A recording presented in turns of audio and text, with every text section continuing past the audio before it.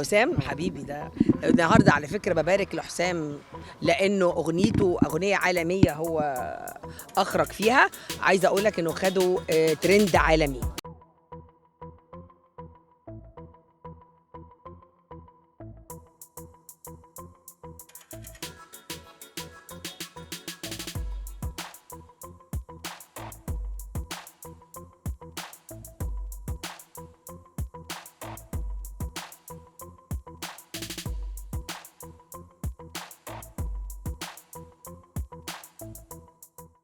في دول كتير جدا، فالنهارده كان ترند، فانا سعيده بيه. بقول مبروك يا حسام، يا رب ان شاء الله بالتوفيق ودايما تبقى ترند كده دايما. مفيش عمل هتظهروا فيه مع بعض حتى حاجه كده يلا الجمهور نعمل فيديو كليب انا وهو بقى.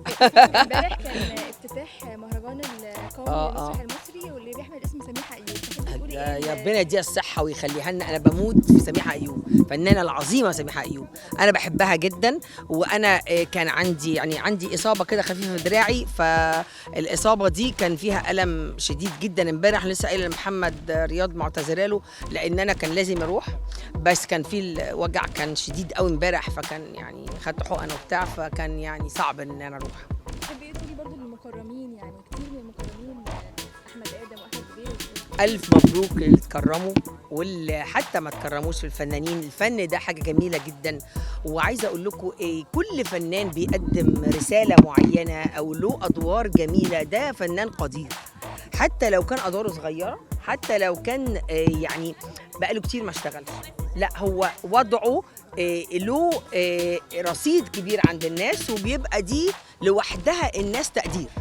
يعني شهادات التقدير طبعا مع احترامي والجوائز دي بتبقى حاجه جميله جدا وبتفرح الفنان، بس عايزه اقول لك حتى اللي ما خدش هو مقدر عند الناس، فدي بتبقى جميله برضه.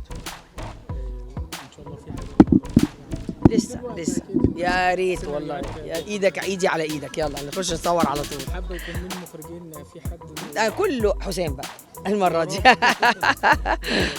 فربنا يسهل ان شاء الله. شكرا. ايه بقيه الفنانين؟